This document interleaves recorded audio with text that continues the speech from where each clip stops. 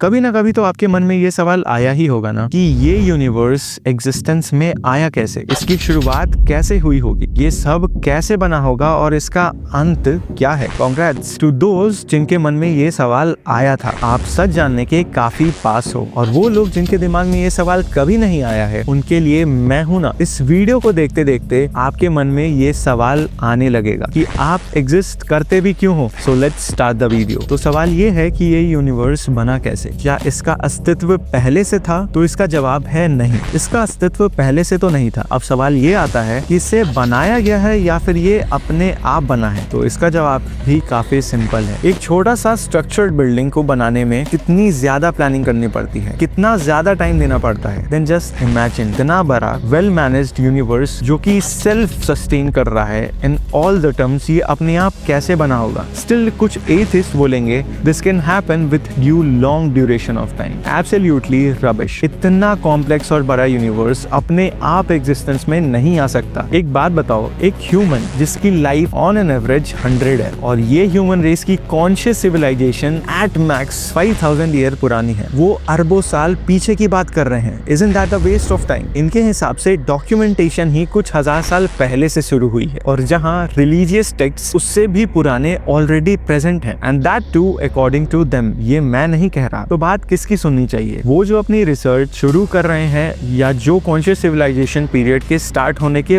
पहले ही बुक लिखी जा चुकी है। जो कॉम्प्लेक्स डिस्कवरी ये आज कर रहे हैं वो ऑलरेडी इन एंशिएंट टेक्स्ट में लिखी जा चुकी है। और कुछ ऐसे इंफॉर्मेशन भी हैं जिनको ये पहले नहीं मानते थे और कुछ साल रिसर्च करने के बाद इन्हें पता चलता है अबाउट द ट्रुथ और वो इन चीजों को इजीली एक्सेप्ट कर लेते हैं। This is hypocrisy. ऐसी भ्रांतियां फैलाने वाले लोगों से आप दूर रहें और एंशिएंट टेक्स्ट को पढ़े और जाने, उन्हें समझे और इस नॉलेज को आगे बढ़ाएं। तो चलिए बात करते हैं इस ब्रह्मांड के बनने के राज पे। अकॉर्डिंग टू एंशिएंट टेक्स्ट ये पूरा यूनिवर्स एग्जिस्ट नहीं करता है जब तक ब्रह्म की इच्छा नहीं हुई इसे प्रकट करने की। किसी समय ये काल के अस्तित्व के बिना भी सिर्फ ब्रह्म का ही एक अस्तित्व था और ब्रह्म की इच्छा हुई, एको हम बहुश्यामा, मैं एक अनंत रूपों में हो जाऊं और सब शुरू हो जाता है। वो एक खेल जो अनंत काल तक चलेगा। ये ब्रह्म ही है वो मूल प्रकृति जिनसे पूरी आध्यात्मिक और भौतिक जगत बना है और ये मूल प्रकृति ही श्री राधा और कृष्ण है। वो दोनों अलग नहीं है, वो एक ही है। वो लीला के लिए दो बने हैं। शुरुआत में इनके ही एक्सपेंशन होते हैं, इनके हर एक्सपेंशन से और भी एक्सपेंशन होते हैं। ब्रजेंद्र नंदन कृष्ण के बहुत से एक्सपेंशन हैं जिसपे एक स्पेशल वीडियो मैं लाने वाला हूँ। फिलहाल ये जानते हैं कि इनके पर्सनल एक्सपेंशन क्या है। श्री राधा और कृष्ण अपने आध्यात्मिक जगत में अपने अलग अलग रूप और धाम में रहते हैं। इसे वैकुंठ लोक कहते हैं। इस वैकुंठ लोक के बाहर इनका एक पर्सनल एक्सपेंशन होता है कार्नो दक्षाई विष्णु के फॉर्म में। कार्नो दक्षाई Vishnu on the order of himself in Shri Krishna form कार्नो द कोशन में योग निद्रा में है और इन्हीं से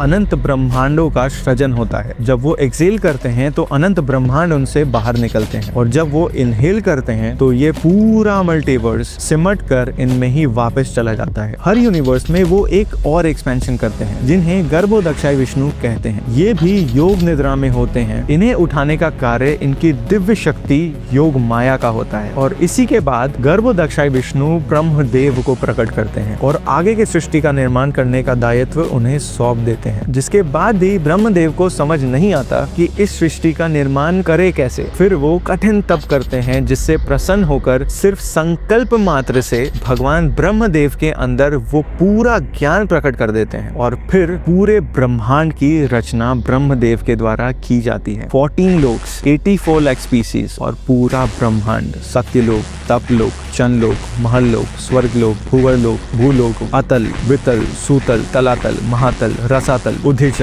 स्विध, जरायुज, अंधज, जलज, सथावर, कर्मयो, पक्षनम, पशाव, मनुष्य, हर स्पीसीज के लिए एक स्पेसिफिक लोक है और ये सब काल के अधीन है। ब्रह्मा भी जिन्होंने इस पूरे ब्रह्मांड की रचना करी है, जैसे ही इनका एक दिन पूरा होता है पूरे ब्रह्मांड में प्रलय आ जाता है और पूरी दुनिया प्रलय के बाद ब्रह्मदेव को फिर से बनानी पड़ती है और जब ब्रह्मा की आयु समाप्त होती है तो पूरे ब्रह्मांड में महाप्रलय आता है और सब नष्ट हो जाता है और इस यूनिवर्स के साथ पूरा मल्टीवर्स कार्नो दक्षाई विष्णु के अंदर वापस चला जाता है। इसके बाद ये क्रिएशन का साइकिल फिर से शुरू होता है। जिन्हें ये टाइम थ्योरी नहीं समझ आ रही वो मेरी टाइम कॉम्प्लेक्सिटी वाली वीडियो को देख सकते हैं जिसमें मैंने आपको इस कॉम्प्लेक्सिटी के बारे में इजीली प्रैक्टिकली बताया है, जिससे आपको पता चल जाएगा कैसे टाइम हर अलग अलग जगह अलग अलग तरीके से काम करता है। तो ये था इस वीडियो का एंड। इस वीडियो का पार्ट 2 चाहिए तो इस वीडियो के नीचे कमेंट में जरूर बताना, और हाँ, वीडियो को लाइक करना, चैनल को सब्सक्राइब करना। मिलते हैं इस वीडियो के पार्ट 2 के साथ।